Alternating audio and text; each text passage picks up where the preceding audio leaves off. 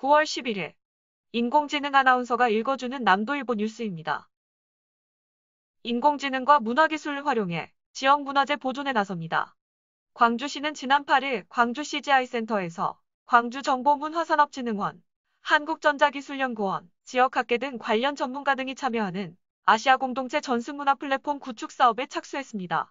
2023년까지 총 사업비 50억 원이 투입되는 아시아 공동체 전승문화 플랫폼은 광주시의 역점 시책인 인공지능과 문화기술을 통해 문화유산을 보존, 관리, 활용하는 광주형 문화유산 관리 모델입니다. 2023년까지 총 사업비 50억 원이 투입되는 아시아 공동체 전승문화 플랫폼은 광주시의 역점 시책인 인공지능과 문화기술을 통해 문화유산을 보존, 관리, 활용하는 광주형 문화유산 관리 모델입니다. 기존의 문화유산을 원형 그대로 보존해야 하는 관리 정책에서 나아가 문화유산의 아카이빙을 통한 빅데이터를 구축, 영화, 게임, 전시물 등의 콘텐츠 제작에 활용하고 인공지능 계승체계 구축 등을 목표로 하여 추진됩니다.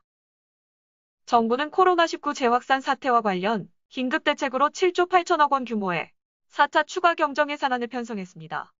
이번 추경은 코로나 재확산의 직격탄을 맞고 있는 소상공인과 자영업자들에게 집중 지원됩니다. 이번 맞춤형 재난지원의 핵심으로 전체 추경 규모의 절반에 이르는 3조 8천억 원이 투입돼 377만 명이 혜택을 보게 됩니다.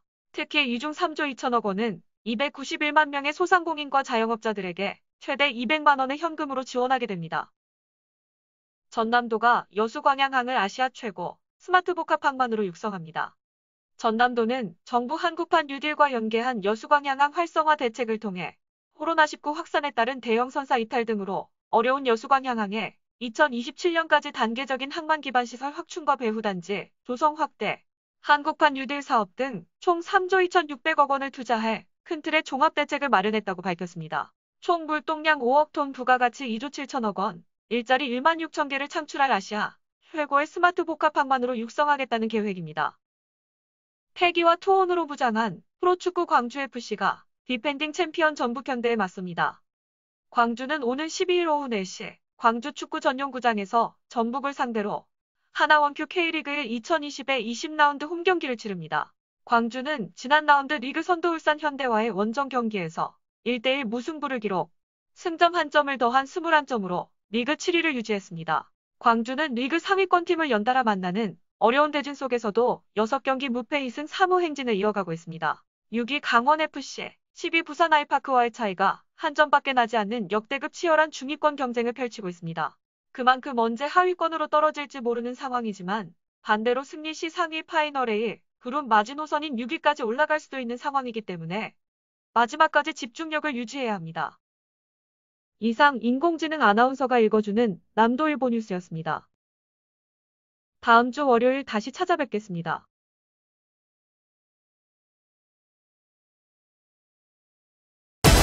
남도의 눈으로 새로운 남도를 봅니다. 남도의 창으로 더 큰 세상을 봅니다.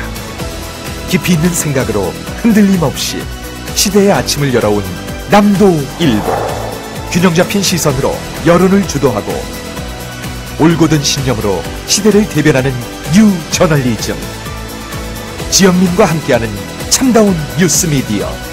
중흥 미디어 그룹 남도일보.